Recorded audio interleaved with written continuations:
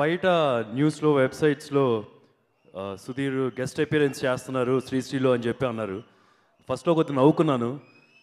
జనాలు రిపీటెడ్గా guest appearance అంటే కొంచెంసేపు అంతా కోపం వచ్చింది. నేను గెస్ట్ అపియరెన్స్ చేయడం ఏంటంటే నేను జూనియర్ ఆర్టిస్ట్ని. నిజంగా చెప్పాలంటే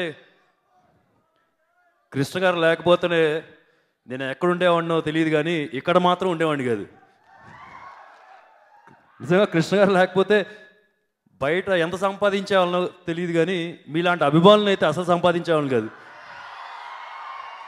సో అలాంటి ఆయన సినిమాలు 50 సంవత్సరాలు కంప్లీట్ చేసిన ఆయన సినిమాలో గెస్ట్ అపియరెన్స్ ఏంటండి, నేను జూనియర్ ఆర్టిస్ట్ని, ఆ సినిమాలో ఒక చిన్న రోల్ దొరికింది జూనియర్ ఆర్టిస్ట్గా అని చెప్పి అనుకున్నాను.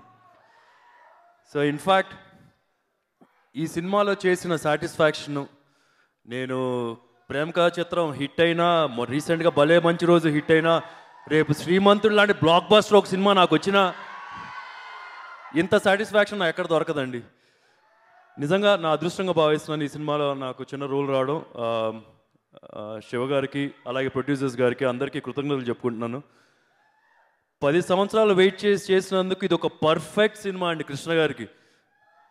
సో డెఫినెట్గా నేను డబ్బింగ్ చెప్పేటప్పుడు కానీ నేను చూసిన విజువల్స్ అన్నీ చూస్తే కనుక నాకు డెఫినెట్గా చాలా ప్రామిసింగ్గా అనిపిస్తుంది. So wishing all the very best to the entire team, the entire caste and crew. And ఇంకొకరు మెయిన్ లీడ్ ఇంకొకరు ఉన్నారండి ఈ సినిమాలో, లాంచ్ అవుతున్నారు.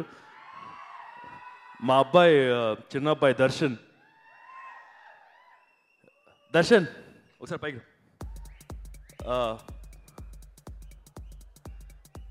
ఈ సినిమాలో పర్ఫెక్ట్ కాస్టింగ్ ఏంటంటే దర్శన్ ఉన్నారండి. కృష్ణ గారి పోలికలతో జిరాక్స్గా తిరిగిపోయారా నువ్వు అని చెప్పి చెప్తూ ఉంటాను. గౌతమ్ తర్వాత కృష్ణ గారి పోలికలు నీకే ఉన్నారా బాబు అని చెప్తూ ఉంటాను. సో వెరీ హ్యాపీ ఈ సినిమాలో తిని లాంచ్ అవడం. సో మీ బ్లెస్సింగ్స్ తప్పకుండా కావాలి. Thank you very much. ఒక 4-5 నెలలు నాకు గుర్తు, ఈ సినిమాలో నాన్నగారి గెటప్ ఫోటోలో చూశాను. చూడంగానే చాలా ఎక్సైటింగ్గా అనిపించింది. ఒక్కసారిగా చిన్నప్పటి రోజులు గుర్తొచ్చినాయి అన్నమాట.